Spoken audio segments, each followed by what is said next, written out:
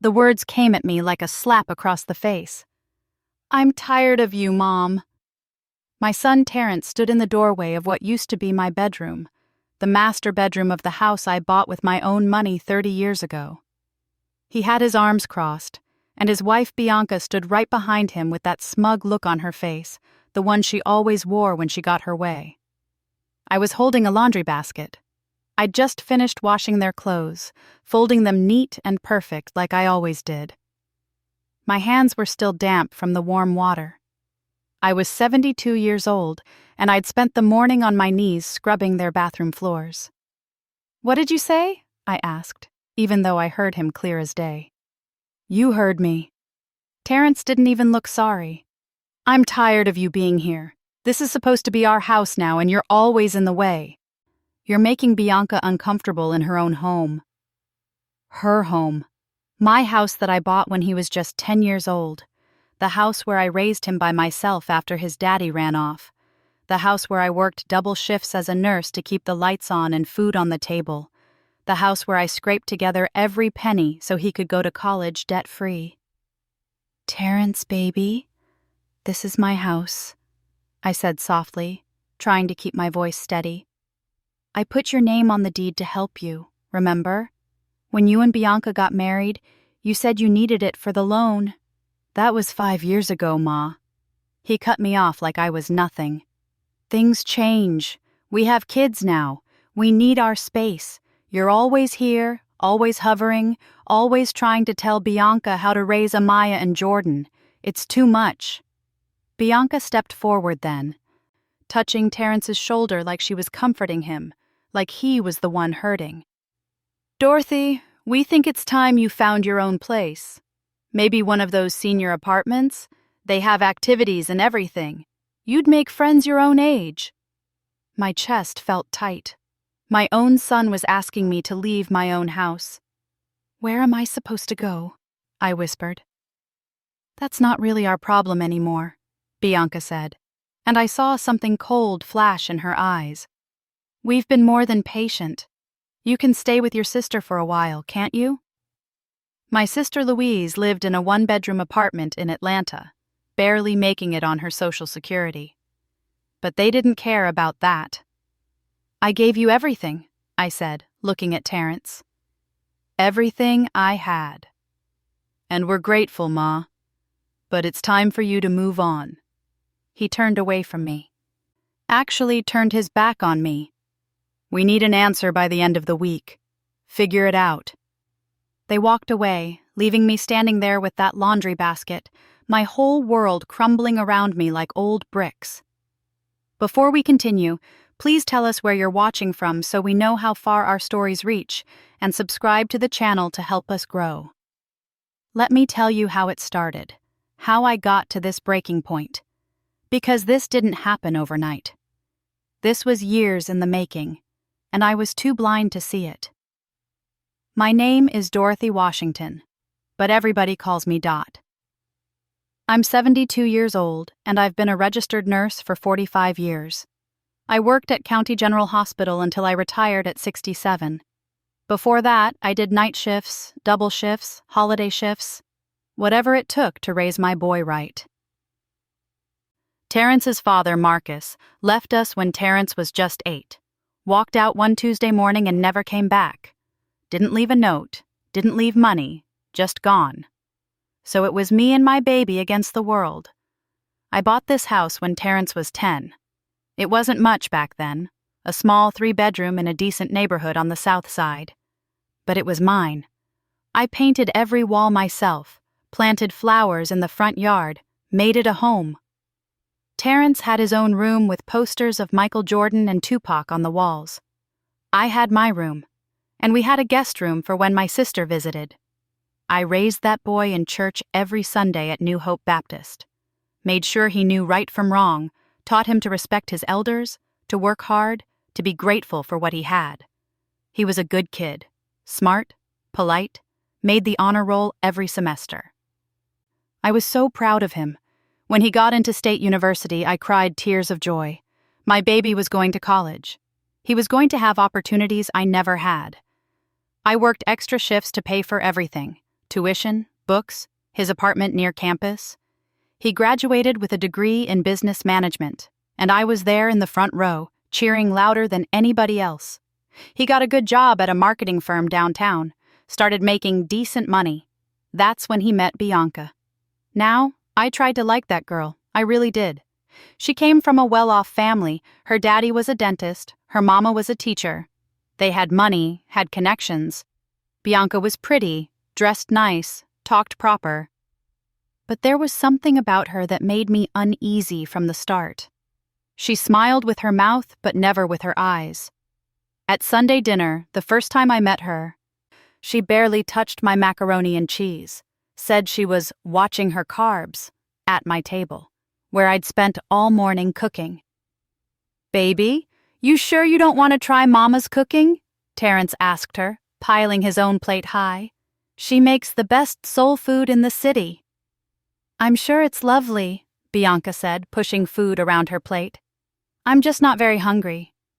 But I saw her later that evening, eating a protein bar she pulled from her designer purse. After they got engaged, things started changing. Terrence started calling less, started missing Sunday dinners. When I asked him about it, he said Bianca didn't feel comfortable in the neighborhood, said it was too rough for her.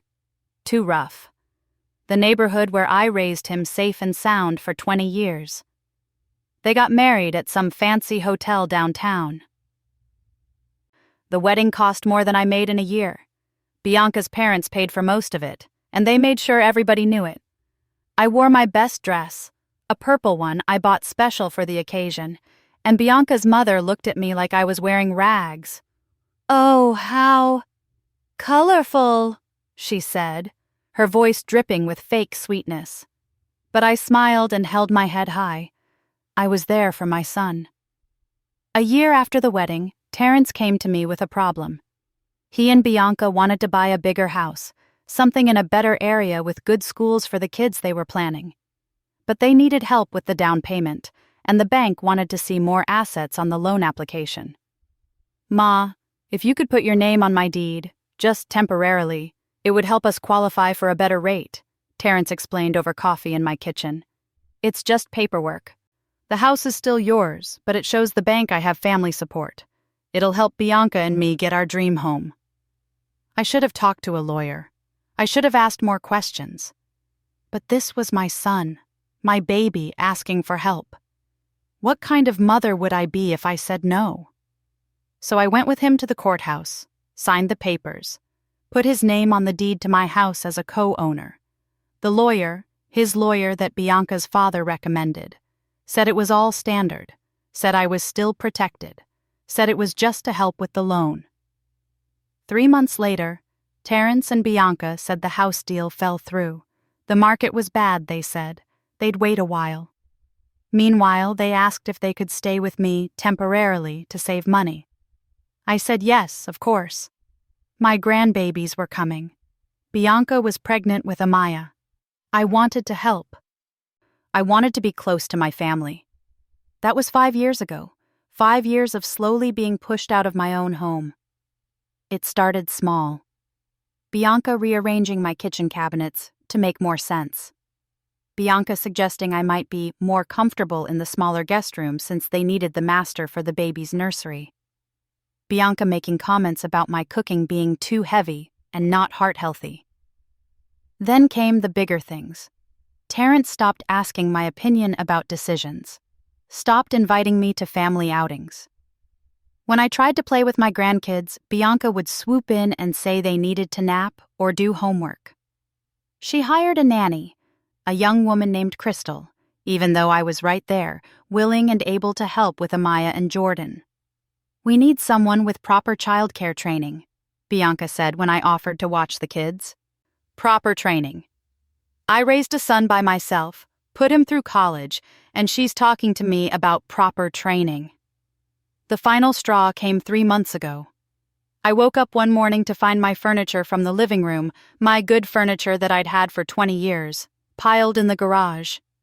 Bianca had bought all new stuff.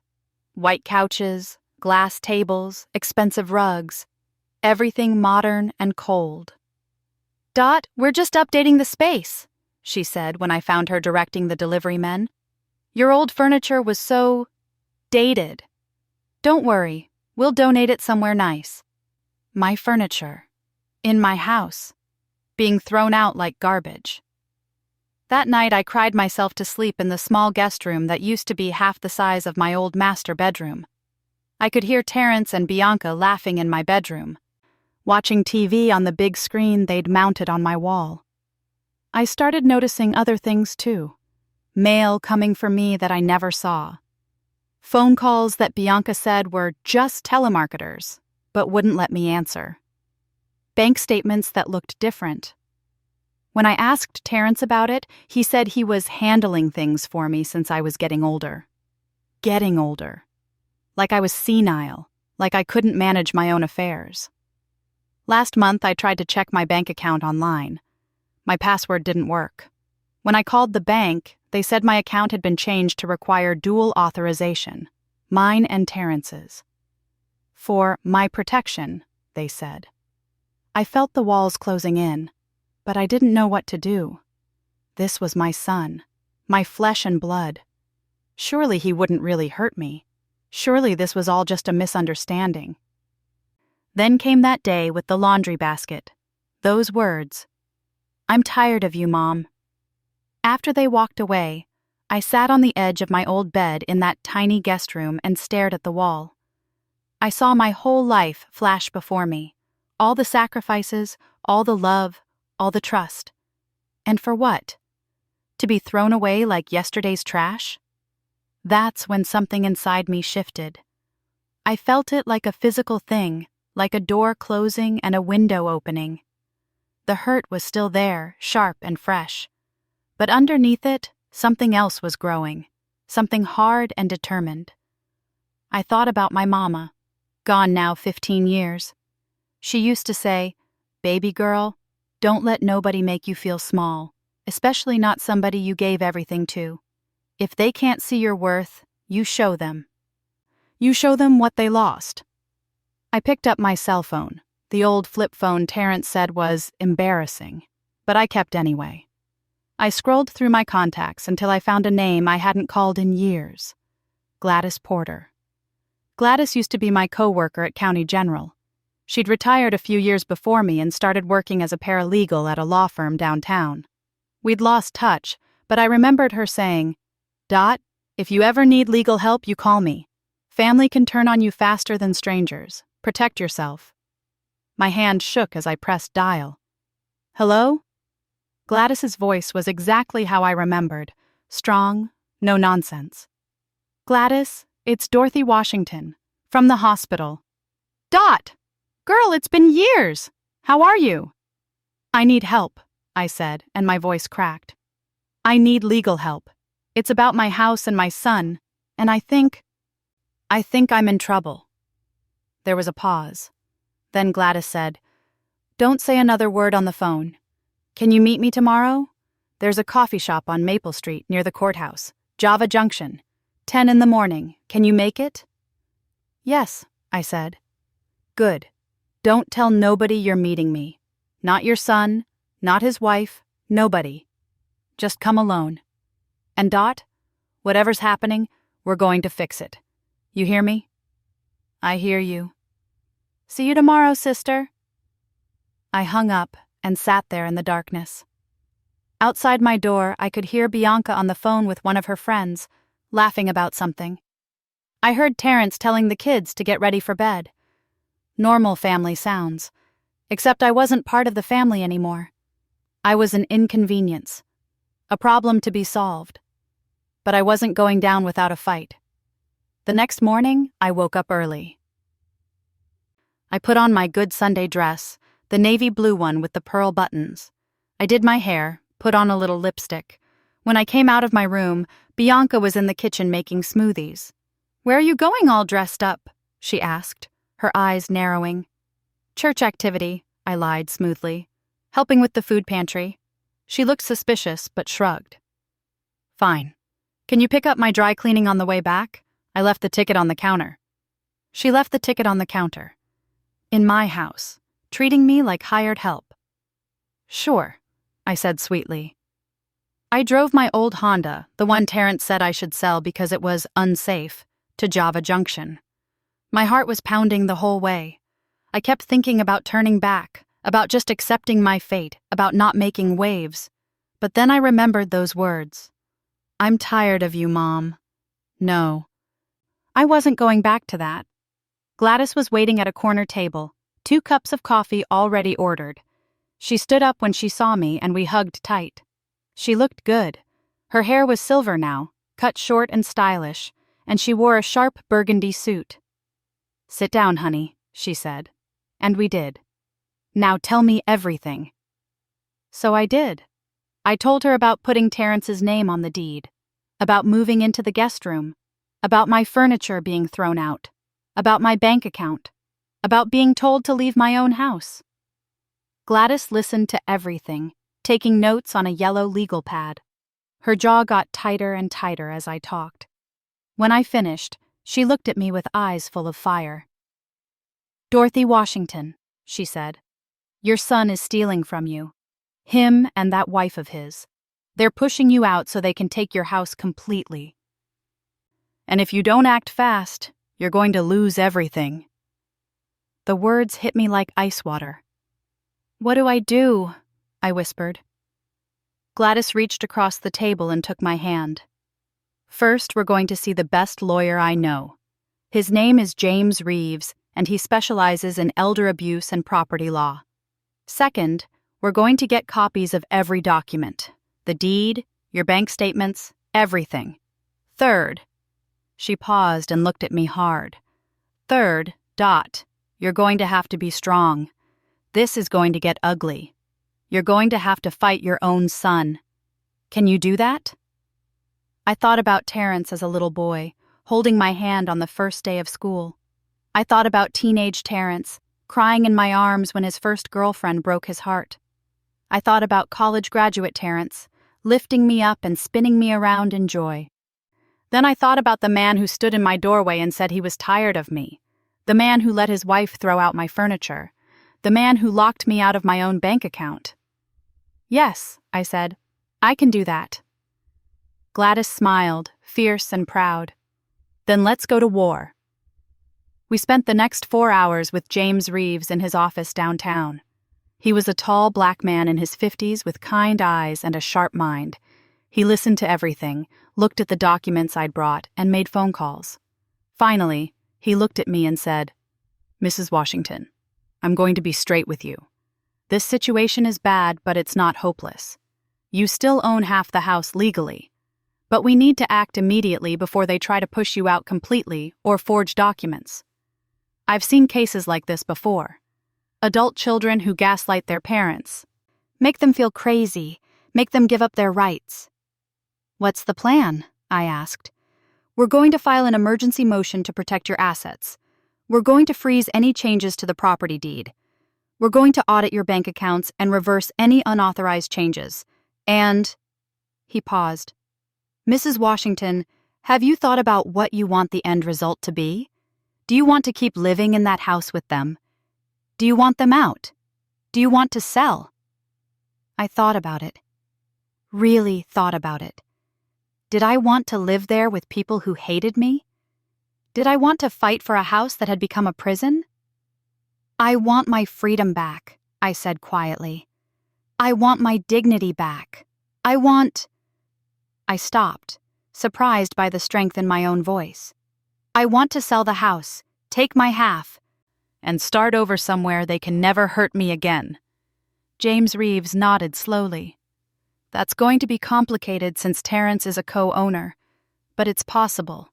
And given what they've done, we might be able to argue for more than half based on the circumstances. But I have to warn you, this is going to hurt. Your son is not going to take this lying down. Good, I said, and I meant it. Let him hurt for once.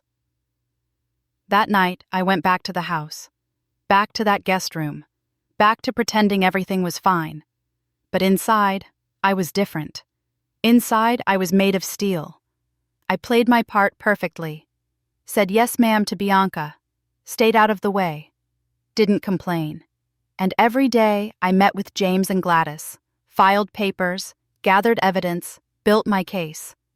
1 week after that meeting at Java Junction, Terrence and Bianca were served with legal papers at the house.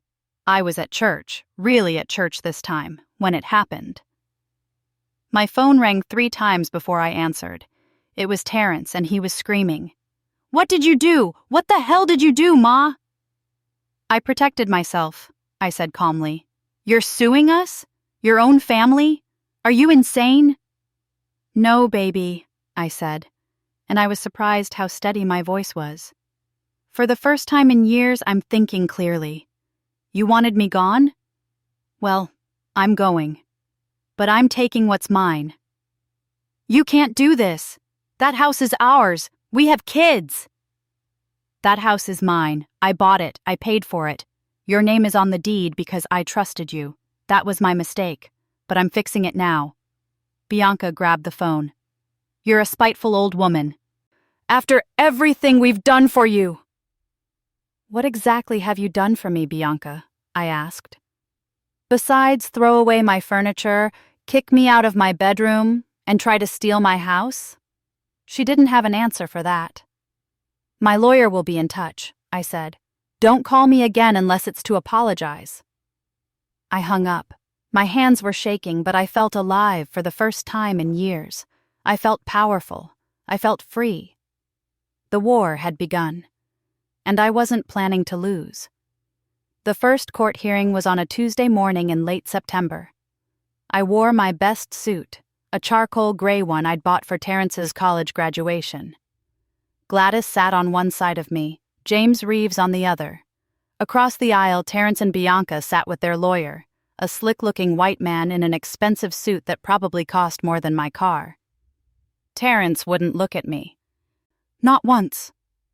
But Bianca stared daggers the whole time, her face twisted with hate. The judge was a black woman in her 60s, named Judge Patricia Monroe. She had reading glasses perched on her nose and a no-nonsense expression that reminded me of my old nursing supervisor. James presented our case first. He had bank statements showing withdrawals I never authorized. He had the original deed to the house with my name only. He had documents showing how Terrence was added to the deed under questionable circumstances.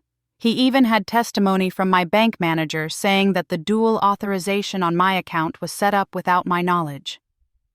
"Your Honor," James said, his voice strong and clear, "Mrs. Washington is a victim of financial elder abuse. Her son used her trust and her love to systematically take control of her assets.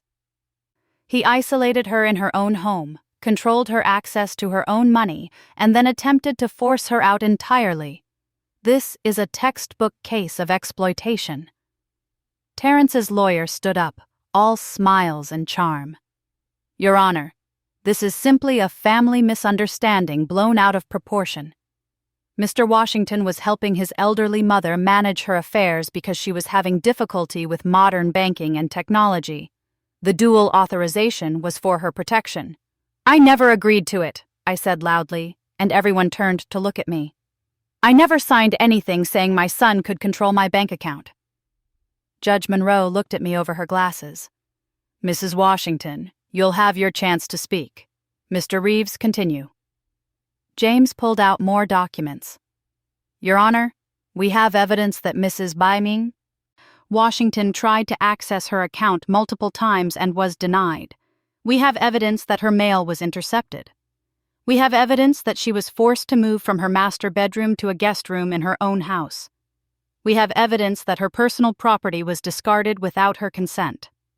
He laid it all out like a prosecutor in a murder trial. Every little thing they'd done to me, documented and dated. When it was my turn to testify, I stood up and told the truth, simple and plain. I told about Terrence asking me to add his name to the deed. I told about being pushed into the guest room.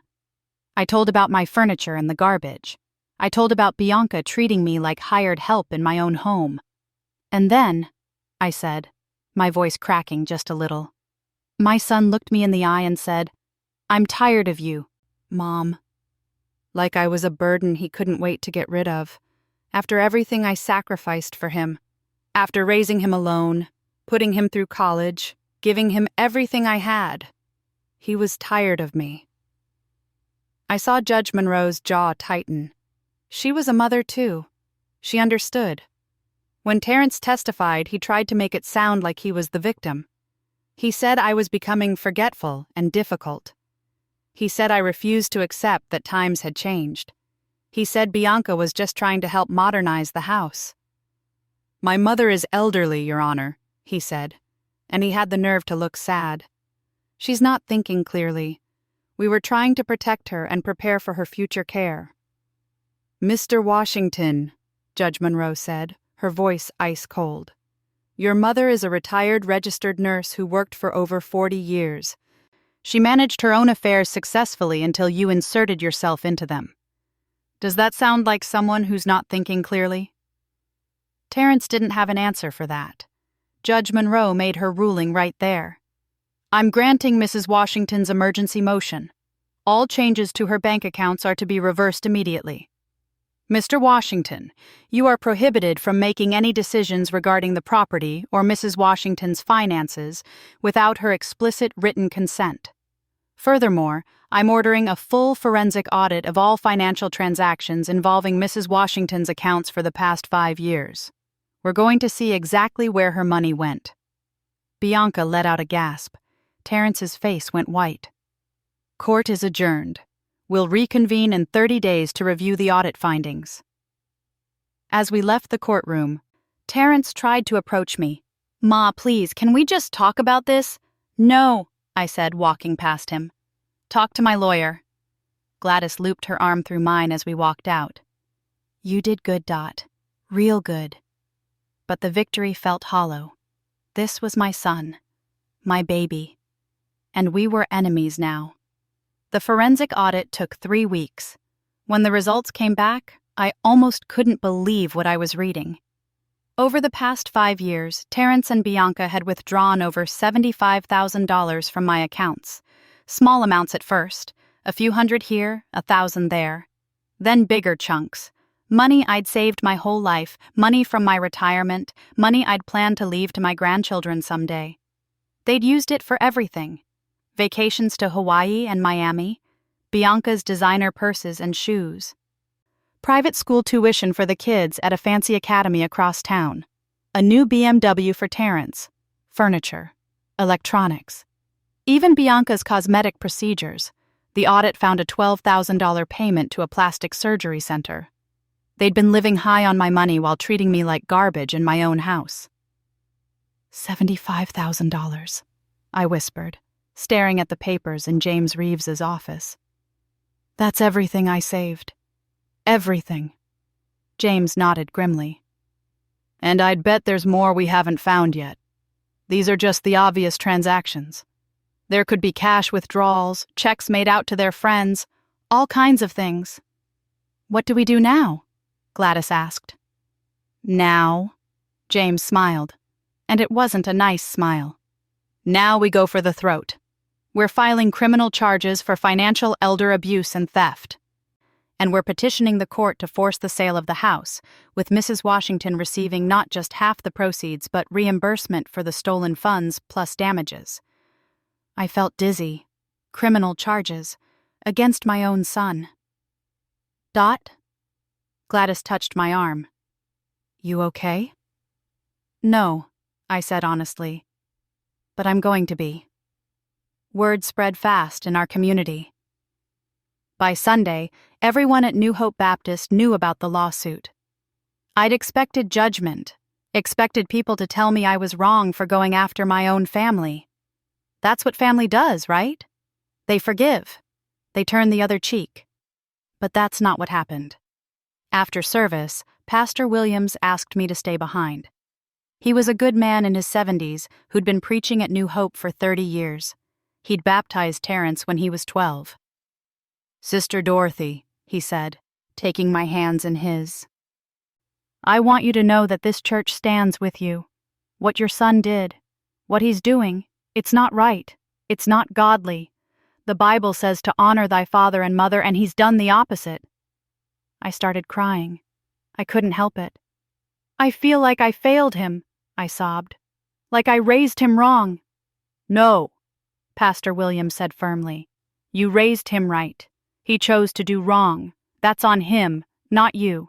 And you have every right to protect yourself. Every right. Sister Geneva, the head of the women's ministry, came over and hugged me tight. Baby, half the women in this church have stories about their children mistreating them. You're just the first one brave enough to do something about it. You're showing these young people that they can't just throw their parents away like trash. Over the next few weeks, my church family rallied around me like I'd never seen. Sister Geneva organized a prayer circle that met every Wednesday specifically for me. Brother Thomas, who owned a moving company, offered to help me move whenever I was ready, free of charge. Sister Ruth, who worked at a senior living facility, brought me brochures for beautiful, independent living apartments. You don't have to decide now, she said. But when you're ready to start fresh, there are good options. Nice places where you'd be safe and happy. But the most surprising support came from someone I barely knew. Her name was Vanessa Price, and she lived 3 houses down from me. We'd waved to each other over the years, maybe had a handful of conversations, but nothing deep. She was younger than me, maybe in her early 50s, and worked as a social worker. One evening, she knocked on my door. I was alone in the house. Terrence and Bianca were avoiding me, staying at Bianca's parents' house most nights. Mrs. Washington? She said when I opened the door. I'm Vanessa. I live down the street. I heard about what's happening, and I wanted to talk to you if that's okay. I invited her in. We sat in the living room, the one with Bianca's expensive white furniture that I was scared to sit on. I'm a social worker, Vanessa explained. I specialize in elder abuse cases. And Mrs. Washington, what's happening to you? I see it every single day. Adult children who think their parents owe them everything. Who think because they're younger and smarter, they can just take over their parents' lives. I thought I was alone, I admitted. I thought maybe I was being selfish, wanting to keep my own house. Selfish? Vanessa shook her head. Mrs. Washington, wanting basic respect and control over your own life isn't selfish. It's human. And the fact that your son made you feel selfish for it? That's manipulation. That's abuse. She pulled out some papers from her bag. These are resources, support groups for people going through what you're going through, legal aid information, counseling services. You don't have to use any of it, but I want you to know you have options. Thank you, I said, my voice thick with emotion. And Mrs. Washington, when this is over and you get your house sold and your money back, don't you dare feel guilty. You earned that money. You earned that peace. Take it and live your best life. Show your son what he lost. After she left, I sat in that cold, sterile living room and made a decision. When this was over, I wasn't just going to start over. I was going to thrive. The second court hearing was even more dramatic than the first. James presented the forensic audit results, and Judge Monroe's face got darker with every page she read. Mr. Washington, she said, her voice like thunder. You stole $75,000 from your mother. You manipulated her trust. You gaslit her. You financially abused her. Do you have anything to say for yourself? Terrence stood up, and I could see his hands shaking. Your Honor, that money was for family expenses, for my children, her grandchildren. Did Mrs. Washington authorize these expenses? Well, no, but did she even know about most of these withdrawals? Your Honor, she gave me access to the account. Under false pretenses, according to the bank. Mr. Washington, I'm going to be very clear with you. If this were anyone but your mother, you'd be facing serious criminal charges right now. As it is, Mrs. Washington has graciously decided not to pursue criminal prosecution, but that could change. That wasn't entirely true. James had advised me that criminal charges were still an option, but they'd be a long, painful process. I'd told him I just wanted my money and my freedom. I didn't want to see my son in jail.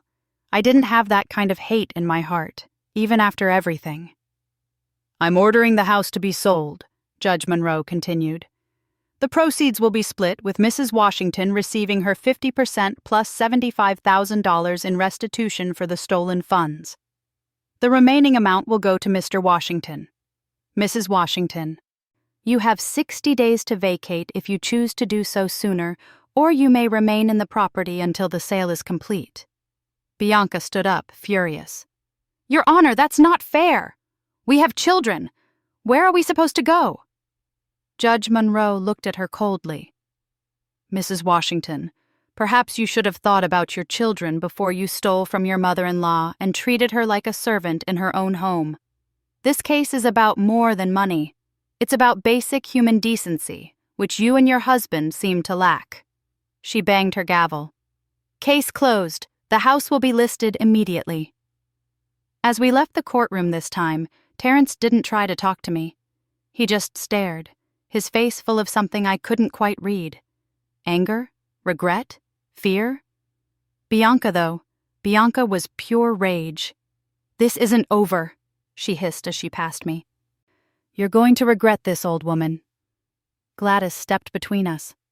Is that a threat? Because there are plenty of witnesses here. Bianca stormed off, dragging Terrence behind her. You okay? Gladys asked me. Yeah, I said. I'm good. And I was. For the first time in years, I felt like I could breathe. The house went on the market a week later. My realtor, a sharp young woman named Keisha, said it would sell fast. It was a good neighborhood, good school district, good bones. Mrs. Washington, at the current market rate, you're looking at around $450,000 for this property, she said, walking through with her camera. After fees and commission, you'll walk away with at least $200,000 plus the restitution. That's enough to buy a nice condo, have money in the bank, and live comfortably. $200,000. My own money, my own life. I started packing immediately. I didn't have much. Bianca had thrown away most of my belongings.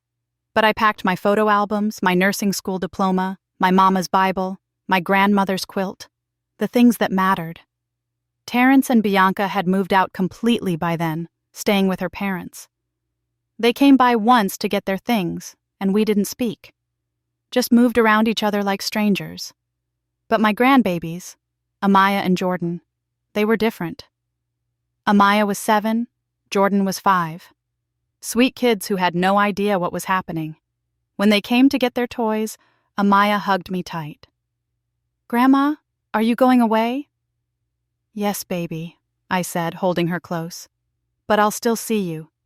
I'll always be your grandma. Daddy says you're being mean to us. My heart broke. Baby, sometimes grown-ups have disagreements. But I love you and your brother more than anything. Don't ever forget that. Jordan, who'd been quiet, suddenly said, I heard Mommy say you're stealing our house. Jordan, Bianca snapped, appearing in the doorway. Come here. Now. Both of you. She pulled them away from me, shooting me a look full of venom. That night, alone in my empty house, I cried harder than I had in years. Not for Terrence, not for Bianca, but for those babies who were being taught to hate me, who were being fed lies about their grandmother. But I couldn't dwell on it. I had to keep moving forward.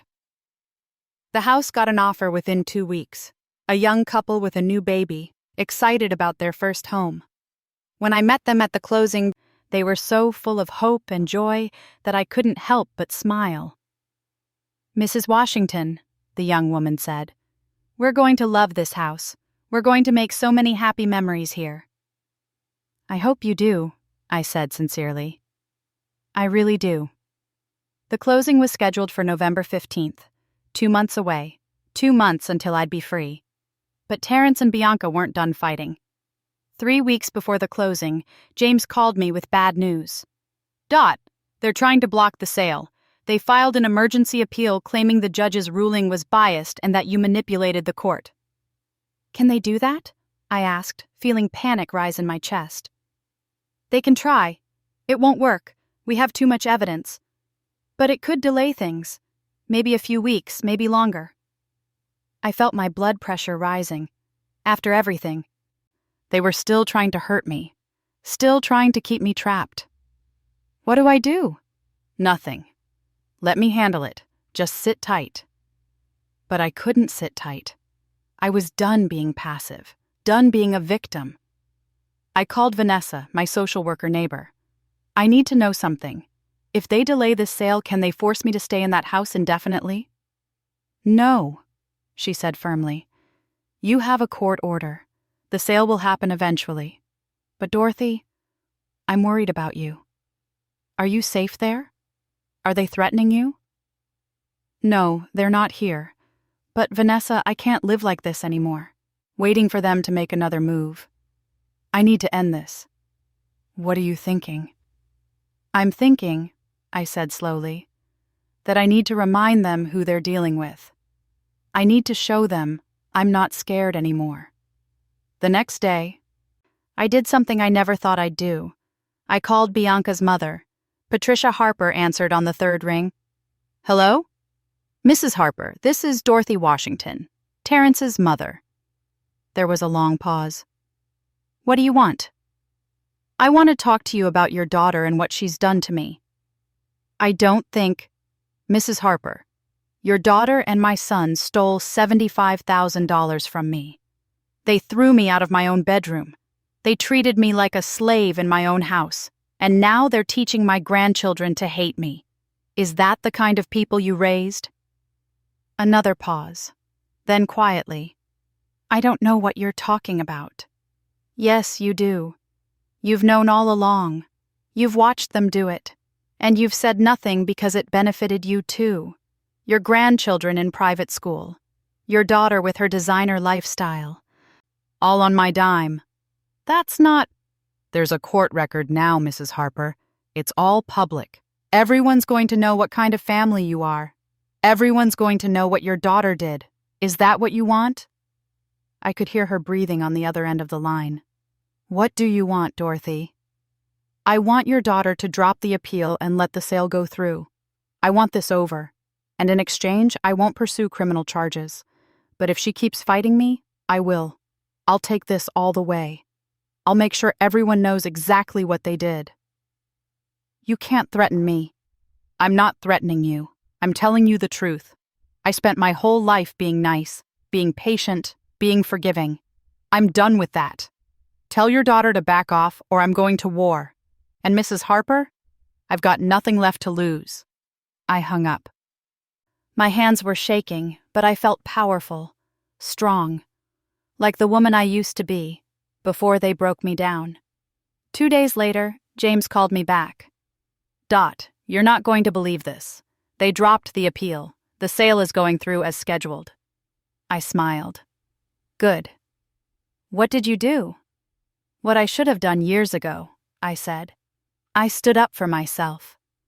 The weeks leading up to the closing felt like forever, but I used the time to prepare. I looked at apartments, went to showings, met with financial advisors. I was building a new life, piece by piece. Sister Geneva helped me find a beautiful 2-bedroom condo in a retirement community on the other side of town. It had a balcony overlooking a garden, a community center with activities, and 24-hour security. It's perfect, I said when I toured it. It's absolutely perfect. You deserve perfect, Sister Geneva said, hugging me. After everything, you deserve the world. On November 14th, the night before the closing, I stood in my empty house one last time. All my boxes were packed, ready to be moved by Brother Thomas and his crew the next day. I walked through each room, remembering. The kitchen where I'd cooked thousands of meals. The living room where Terrence had learned to walk. The bedroom where I'd cried myself to sleep so many nights. This house had been my dream once. My pride. My proof that I'd made it. But it wasn't my dream anymore. My dream was freedom. My dream was peace. I locked the door and slept in a hotel that night, ready for tomorrow. The closing was at 10 in the morning. I dressed in my best outfit, did my makeup, held my head high. James, Gladys, and Vanessa all came with me for support. Terrence and Bianca were already there, looking miserable. The young couple who'd bought the house were glowing with excitement. The real estate agents shuffled papers. The title company representative explained documents. And then it was done. Signatures signed, keys handed over, check received. $225,000. More than I'd ever had in my life. As we walked out, Terrence finally spoke to me. "Ma." I turned. "I hope you're happy," he said bitterly. I looked at my son. This man I'd raised, this man I'd loved more than life itself, this man who'd thrown me away like garbage. "I will be," I said. "I'm going to be just fine." And I walked away. I walked away from the house, from the betrayal, from the pain. I walked toward my new life. But as I got in Gladys's car and we drove away, my phone buzzed with a text message. Unknown number. I opened it. "You think this is over? You took everything from us. We're going to make sure you regret it. Count on it." My blood ran cold. The war wasn't over. It was just beginning. I stared at that text message for a long time. My hands wanted to shake, but I wouldn't let them. "What's wrong?" Gladys asked, glancing over from the driver's seat. I showed her the message. "We're going straight to the police," she said, her voice hard. "This is harassment. This is witness intimidation." "No," I said quietly. "Not yet. Let them make the first move. I want to see exactly what they're planning before I respond." Vanessa, sitting in the back seat, leaned forward. "Dorothy, are you sure? This sounds like a threat." "It is a threat," I agreed. "But I'm not scared anymore. If they want to come at me, let them come. I've got my money, I've got my freedom, and I've got the law on my side." Still, that night in my hotel room, I barely slept. I kept checking my phone, expecting more messages, expecting something worse. But nothing came. The next morning, Brother Thomas and his crew arrived to move my belongings to my new condo. The place was everything I'd hoped for. Bright, clean, modern, with big windows that let in streams of sunlight. The bedroom had enough space for my furniture, and the second bedroom would be perfect for when my grandbabies visited. If they ever visited. "This is nice, Sister Dorothy," Brother Thomas said, setting down a box in the kitchen. "Real nice. You're going to be happy here." "I already am," I said, and I meant it. Over the next week, I settled into my new life. I decorated the condo with new furniture, my choice this time, not Bianca's. I hung up my photos, my mama's paintings, my nursing school diploma. I made it mine. The retirement community was full of life. There were exercise classes, book clubs, movie nights, game nights. I met my neighbors, good people, retired teachers and nurses and postal workers, folks who'd worked hard their whole lives and were now enjoying their golden years. I joined the morning walking group and met a woman named Lorraine who'd been a nurse at the same hospital where I worked, just different shifts. We became fast friends. "Girl, I heard about what happened with your son," she said one morning as we walked around the community garden. "I'm sorry you had to go through that." "Don't be sorry," I said. "I'm better off now than I've been in years." "That's the spirit. My daughter tried something similar with me a few years back. Wanted me to sign over my house to her for tax purposes. I told her the only thing I'd sign was her behind out of my life if she kept that up." We laughed together, and it felt good. It felt like healing. But the peace didn't last long. 2 weeks after I moved in, I got a call from my bank. Fraud alert. Someone had tried to access my account using old credentials. "We blocked it immediately," the bank manager said. "But Mrs. Washington, this is the third attempt in the past week. Someone is really trying to get into your account." I knew exactly who it was. I called James Reeves. "They're trying to steal from me again." "I'll file for a restraining order," he said immediately. "And Dot, I think it's time to consider pressing criminal charges. They're not going to stop. Not yet, I said. Let me handle this my way first. That Sunday, I went to New Hope Baptist like always. But this time, I had a plan. After service, Pastor Williams made an announcement. We have a special testimony today from Sister Dorothy Washington. Come on up, Sister Dorothy. I walked to the front of the church, my heart pounding. The whole congregation was there, over 200 people. I saw familiar faces, people who'd known me and Terrence for years. Good morning, church, I said into the microphone. Good morning, they responded. Some of you know what I've been going through these past few months. My son and his wife tried to take everything from me. My house, my money, my dignity. They treated me like I was nothing. Like all the years I spent raising him, all the sacrifices I made, meant nothing. I could see people nodding, murmuring in agreement. But I want you to know something. I don't regret fighting back. I don't regret standing up for myself. Because what they did wasn't just wrong. It was evil. And we can't let evil win just because it comes from family. Amen, Sister Geneva called out. The Bible says, honor thy father and mother. It also says you reap what you sow. My son is reaping now. And I want everyone in this community to know, I'm not the villain in this story. I'm not the one who abandoned family. I'm the one who refused to be a victim. The church erupted in applause. People stood up, clapping and shouting encouragement. Tell it, Sister Dorothy. That's right. You better preach. After service, at least 20 people came up to hug me, to tell me their own stories of being mistreated by their children, of feeling helpless and alone. You gave me courage, one elderly woman said, tears in her eyes. My daughter's been stealing from me for years, and I was too ashamed to say anything. But after watching you fight back, I'm going to do something about it. That's when I realized this wasn't just about me anymore. This was about every parent who'd been taken advantage of, every elder who'd been abused and silenced. I was speaking for all of them. Word of my testimony spread fast. By Tuesday, I got a call from a local news reporter. Mrs. Washington, my name is Keisha Johnson from Channel 7 News. I heard about your case, and I'd love to interview you for a segment we're doing on elder financial abuse.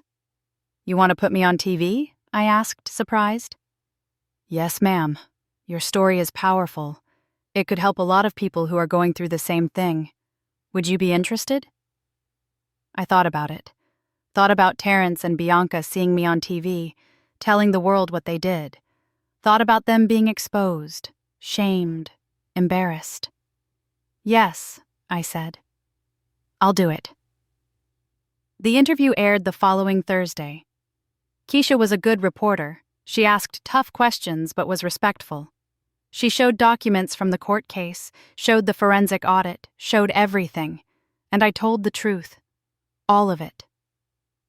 My son looked at me and said he was tired of me. I said on camera, my voice steady. The son I raised by myself. The son I put through college. The son I loved more than my own life. And I realized then that love isn't enough. You can love someone with everything you have, and they can still treat you like garbage. And when that happens, you have to love yourself more. The segment went viral. Within hours, it was being shared all over social media. I didn't have Facebook or Twitter, but Gladys showed me on her phone. Thousands of comments, thousands of shares. You're a hero to so many people, she said. But not everyone saw it that way. That night, I got a call from Patricia Harper, Bianca's mother. Do you have any idea what you've done? She screamed. My daughter is being harassed online. People are calling her a monster. Her job is asking questions. You've ruined her life. No, I said calmly. She ruined her own life when she stole from me. I just told the truth. You vindictive, Mrs. Harper. Your daughter sent me threatening text messages. She tried to hack my bank account. She's been harassing me even after the court ordered her to stop. Should I tell that to Channel 7 too? Because I will. Silence. Leave me alone, I said. All of you. Just leave me alone or I promise you I will press criminal charges. And then it won't just be embarrassment. It'll be jail time. I hung up before she could respond. My hands were shaking now, but not from fear, from anger, from power. I was done being pushed around. The next day, James called with news.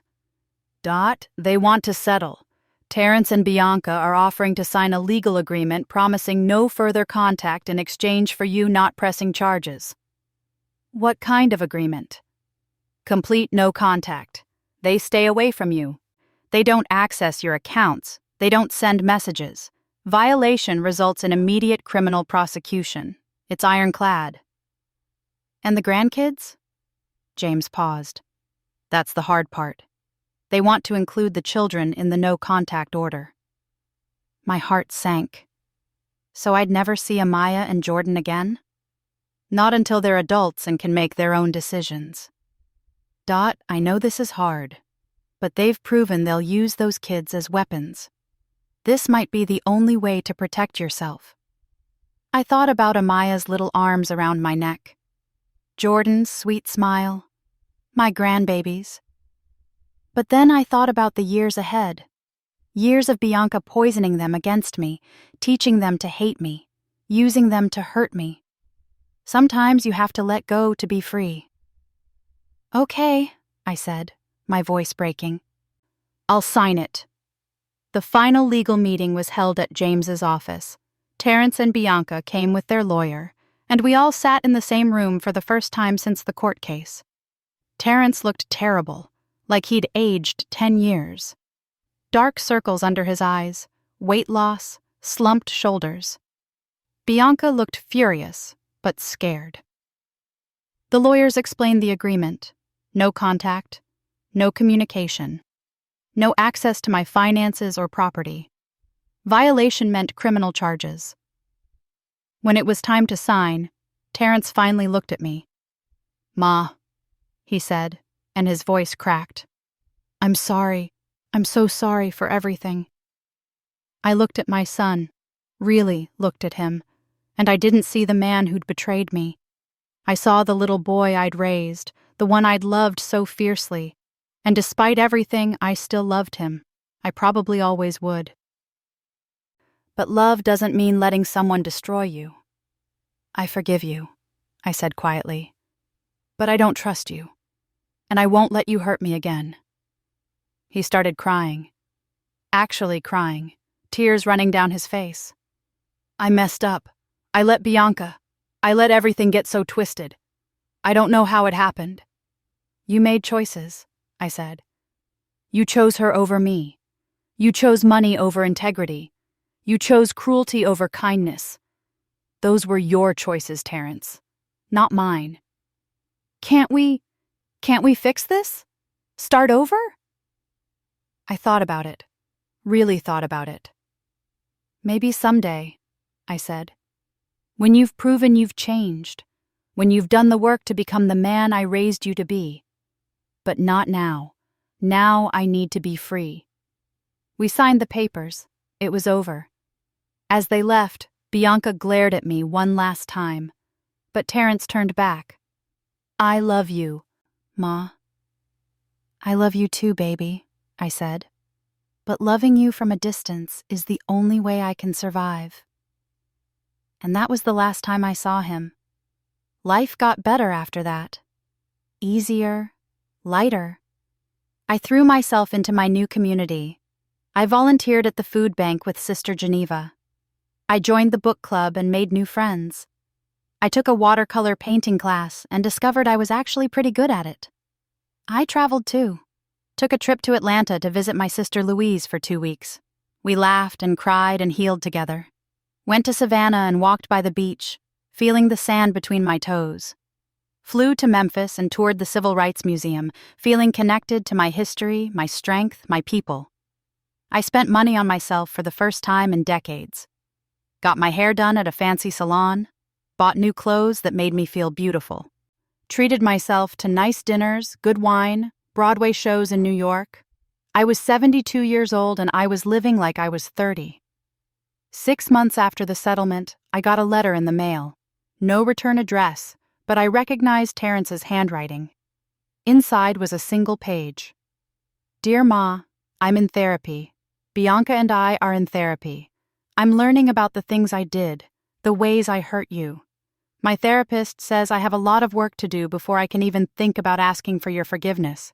So I'm not asking. I'm just telling you that I see it now. I see what I did. I see who I became.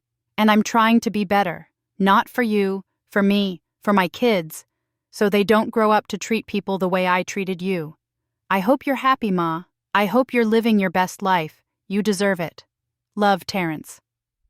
I read it 3 times.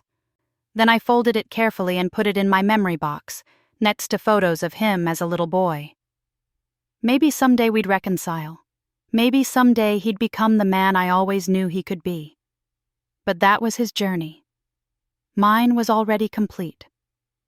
A year after leaving that house, I stood on my balcony watching the sunset.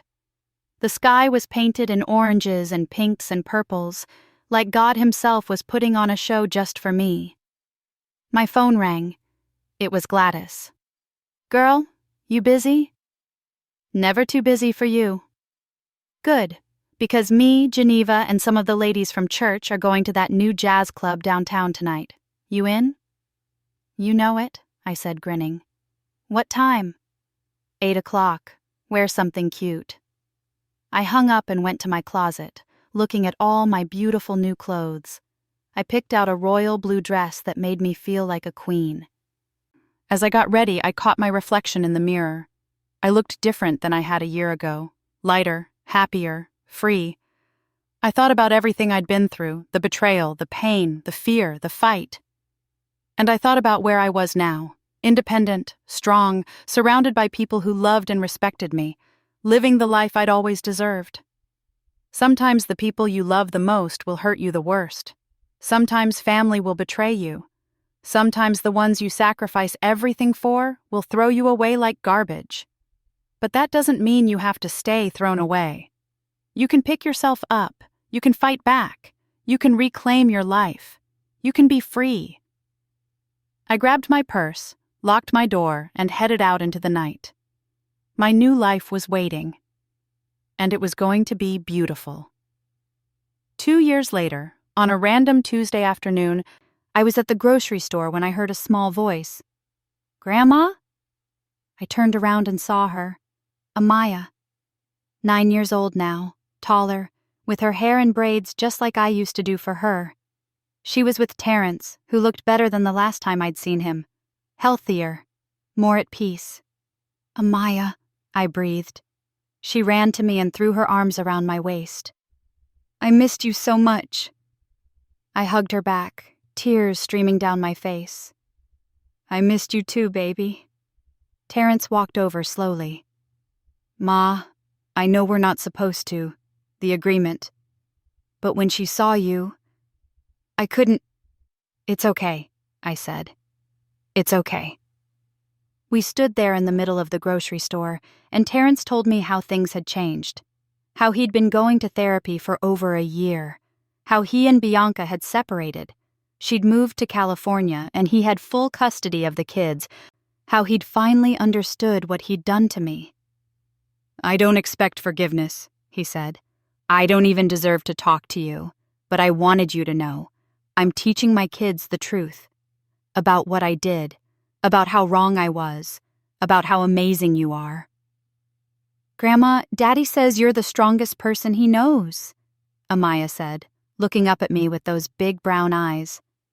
I looked at my son, and I saw real change, real remorse, real growth. Come over for dinner, I said. This Sunday. Bring Jordan. Let me cook for my grandbabies. Terrence's eyes filled with tears. Really? Really. But Terrence, I'm not going back to who I was before.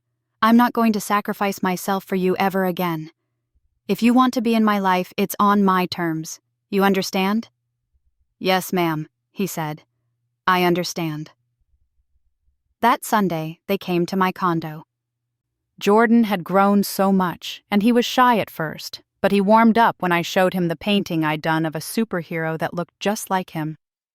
I cooked dinner, my good macaroni and cheese, fried chicken, collard greens, cornbread. We sat around my table, and we talked. Really talked. It wasn't perfect. There was still pain, still distance. But it was a start. And maybe that's all healing ever is. A start. A choice to move forward. A decision to try again, but wiser this time. Stronger this time. As they left, Terrence hugged me at the door. Thank you, Ma, for not giving up on me. Even when I gave up on you. I never gave up on you, baby, I said. I gave up on letting you destroy me. There's a difference. He nodded, understanding. After they left, I cleaned up the dishes and sat on my balcony with a cup of tea, watching the stars come out.